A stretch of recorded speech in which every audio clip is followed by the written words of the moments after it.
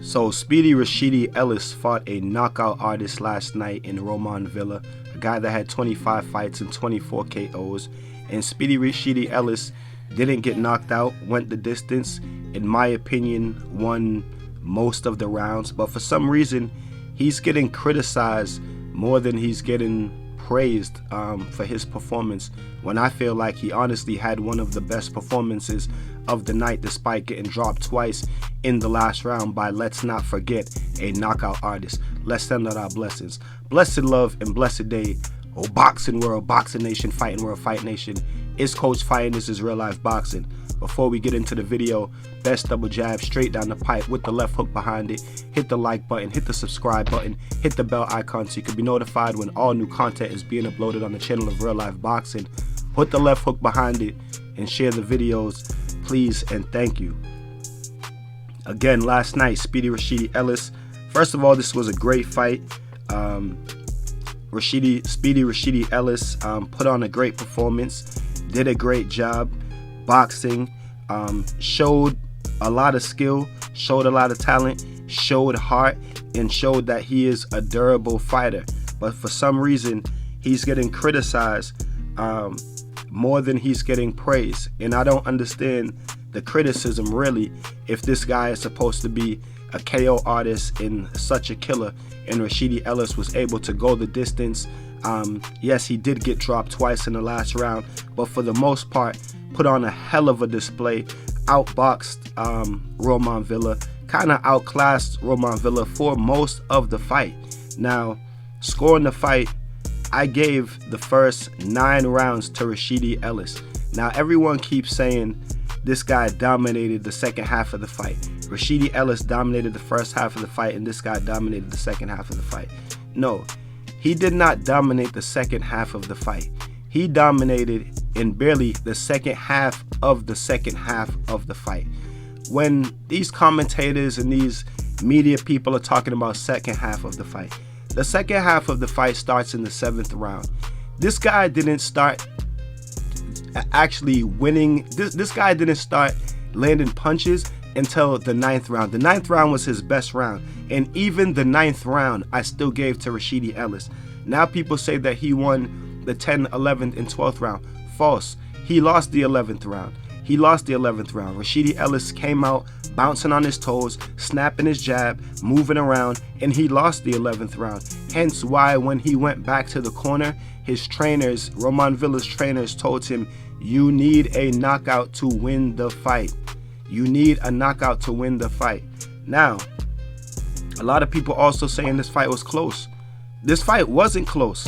Rashidi Ellis won every single round up until the 10th round. So it wasn't close. He needed a knockout to win the fight.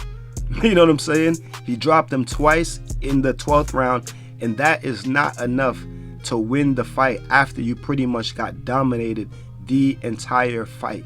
You know what I'm saying? And now everybody is criticizing Rashidi Ellis, you know, that he got exposed, or you know, he can't box, or he's not durable. I mean, isn't this guy supposed to be a killer? Isn't Roman Villa supposed to be a killer? He knocked out all 24 of his opponents, 24 except for one, in 25 fights. So being that he couldn't knock out Rashidi, and that he pretty much got outboxed for the whole goddamn fight, where's the credit at for Speedy Rashidi Ellis? I don't understand. Because if that was Boots Ennis or anybody else, you know what I'm saying, they would have said, oh, Boots overcame adversity, he got dropped, and he got up to win the fight. When it's Ryan Garcia got dropped by Luke Campbell, oh, he went through adversity and got up to win the fight. I mean, you know what I mean? You know what I mean? Pacquiao, Marquez got dropped 3 times against Manny Pacquiao in the first round. Came back, the fight was a draw. Andre Ward getting dropped by Sergey Kovalev. Still won the fight. You know what I'm saying? And people talking about close fight. This fight wasn't a close fight. The last few rounds were close. You know what I'm saying? But since when do we judge? Since when do we judge the fight off the last 3 rounds? That happens a lot in boxing now. Now we tend to forget about the first half of the fight, because they keep saying the first half versus the second half, and he dominated that second half of the fight. He didn't dominate no second half of no fight. He didn't dominate second half of no fight. He dominated one round, and that was the 12th round. I'm saying he didn't dominate no second half of no fight. He started landing punches in the 9th round, and I still gave the 9th round to Rashidi Ellis. I'm saying? Then he won the 10th round. He lost the 11th round. Rashidi outboxed him in the 11th round again. Then he came back and dropped Rashidi twice in the 12th round. You know what I'm saying? Now, again, I'm not taking nothing away from Roman Villa, because I knew that he was a tough, durable fighter, and I knew that Rashidi Ellis would have to, be on his A game all throughout the fight. You know what I'm saying? Over the course of the entire fight, to get through this fight. And as I was watching the fight, Rashidi is my guy, hometown guy. You know what I'm saying? So I'm sitting there, and I know what I know what the fight is. Boxer against a pressure fighter. Rashidi has to move around. The thing is, keeping that pace for 12 rounds. So I'm just hoping and praying that Rashidi is in the shape, to go to 12 and not slow down enough to get stopped. You know what I'm saying? I was just hoping that Rashidi wasn't going to slow down enough to let this guy just like landing crazy punches, and Rashidi gets stopped. And Rashidi, he came through the fire. You know what I'm saying? He also showed that he has a good chin, because he was punching inside of the punches of Roman Villa. So he also displayed a good chin. He displayed a lot of stuff last night, and I don't understand why nobody is talking about all the good things that he did.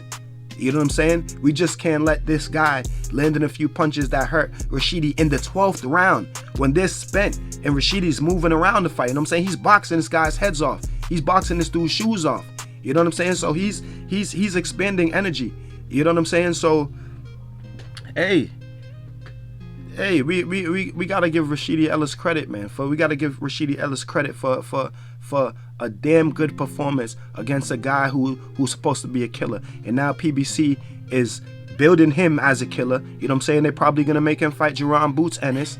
You know what I mean? And that's a whole nother story, man. The politics of boxing and PBC and what their company and business motto is. You know what I'm saying? Because it's not the top black fighters against the top black fighters. It's more like their top black fighters against Spanish fighters and Russian fighters. You know what I'm saying? Like, that's the fights that they trying to build, and that's what it seems like to me. You know what I'm saying? And I heard CJ Goodfella talking about that as well. Shout out to CJ. You know what I'm saying? That Goodfella, go over there, Goodfella Sports TV. Yeah. To me, that's what PBC is going to try to do. So we're probably going to see this guy. I doubt that we'll see him in a rematch against Rashidi Ellis.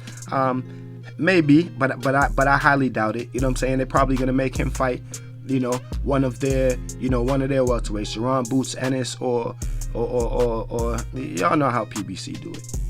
You know what I'm saying? And this is no hate or diss to PBC, but it just is what it is. It's just me expressing my feelings over the what I see coming from PBC. You know what I mean? The way they build their fighters, the way they move their fighters, I can see it clearly. You know what I'm saying? So as soon as I seen the judges taking long to get the scorecards together, I already knew what time it was. And I kind of knew what time it was, you know what I'm saying, before that. When Jerron Boots Ennis and Rashidi Ellis was at the press conference, and Boots said, oh, we could have fought tonight and you didn't sign a contract, and Rashidi said, y'all wasn't trying to pay.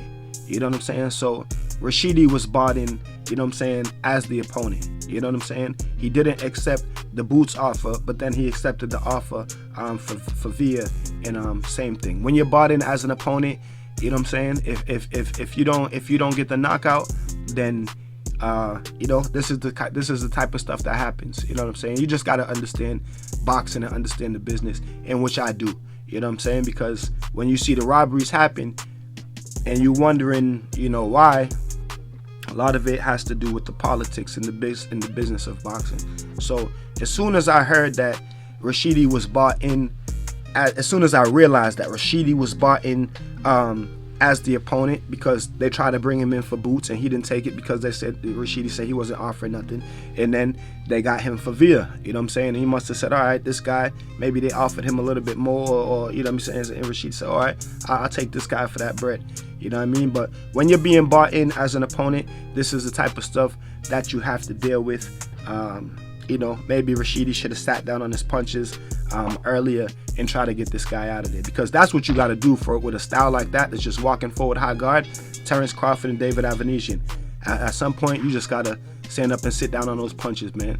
You know what I mean? But shout out to Speedy Rashidi Ellis for his great performance. Shout out to Roman Villa for staying focused and getting the job done and doing what he had to do. You guys tell me what y'all think about it in the comment section. And until then, keep fighting your fight and protect yourself at all times. Peace and one love. It's Coach Fire. This is Real Life Boxing.